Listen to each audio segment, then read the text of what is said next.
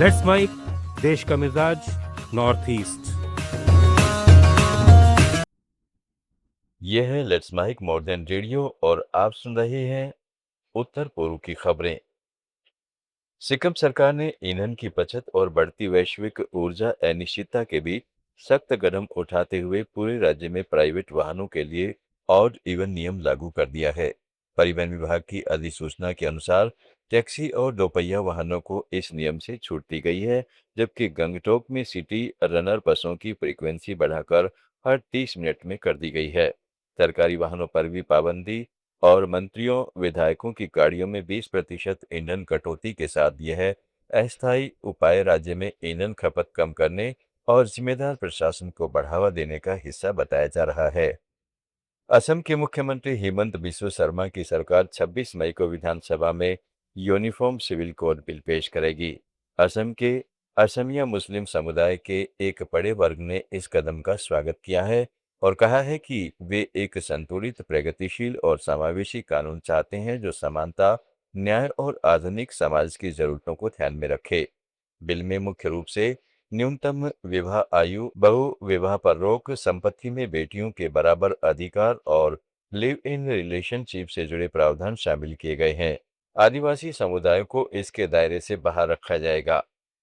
अरुणाचल प्रदेश में inner line permit के सख्त नए नियमों के कारण असम के मजदूरों को भारी परेशानी का सामना करना पड़ रहा है।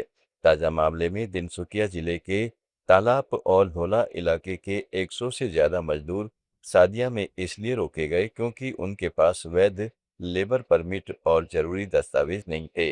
अरुणाचल सरकार ने नए परमिट दिशा निर्देशों के तहत पूरी तरह डिजिटल सिस्टम और सख्ती लागू की है, जिसका मकसद आदिवासी अधिकारों की रक्षा और अवैध घुसपैठ पर अंकुश लगाना है। मजदूरों ने चिंता जताई है कि बिना दस्तावेज के काम करने से उन्हें दुर्घटना या अन्य समस्याओं में कोई सरकारी मदद नहीं मिल पाती, लिहाजा उन्होंने पारदर्शी और सुविधाजनक व्यवस्था की मांग की है। त्रिपुरा में रेल सुविधाओं को बड़ा बढ़ावा देते हुए उत्तर पूर्व सीमा रेलवे जून तक राज्य में इलेक्ट्रिक मेमू ट्रेन सेवा शुरू करने की तैयारी कर रहा है। अगरतला, धर्मनगर और अगरतला सबरूम रूट पर ये नई सेवाएं चालू होने वाली है, जिसके बाद राज्य में पूरी तरह बिजली से चलने वाली ट्रेनें नियमित हो जाएंगी। रेलवे ने पूरे त्रिपुरा नेटवर्क का 100% विद्युतीकरण पूरा कर लिया है और कई ट्रायल रन सफलतापूर्वक हो चुके हैं। अधिकारियों के अनुसार तकनीकी जांच, सिग्नलिंग और सुरक्षा संबंधी आखिरी काम पूरे होने के बाद जून में औपचारिक घोषणा हो सकती है। यह कदम रोजाना यात्रा करने वाले हजारों छात्रों, नौकरी पेशा लोगों और आम यात्रियों के लिए तेज, सस्ती और प्रदूषण मुक्त सफर सुनिश्चित करेगा।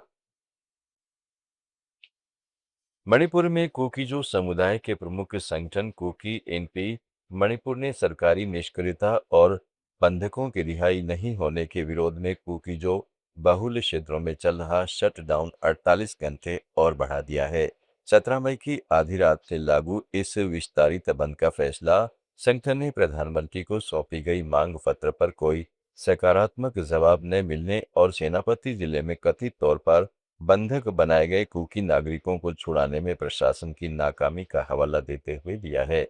चिकित्सकीय आपातकाल और जरूरी सेवाओं को छूट दी गई है, लेकिन संगठन ने लोगों से अनावश्यक यात्रा नहीं करने की अपील की है।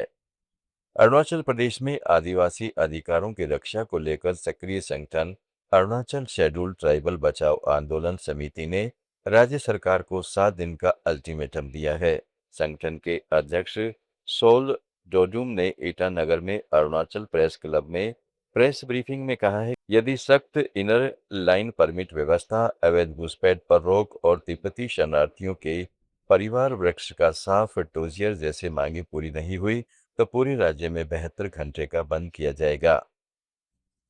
देश का मिजाज में फिलहाल इतना ही। जुड़े रहें लेट्स माइक के साथ। आप सुन रहे थे let's mike modern radio. Follow कीजिए हमें हमारे सोशल मीडिया प्लेटफॉर्म्स पर। It's time for news. It's time for Modern Radio. Presenting the first radio news app, Let's Mic. Let's Mic, a news-based app on your phone where you get to watch and listen news, talk shows, interviews,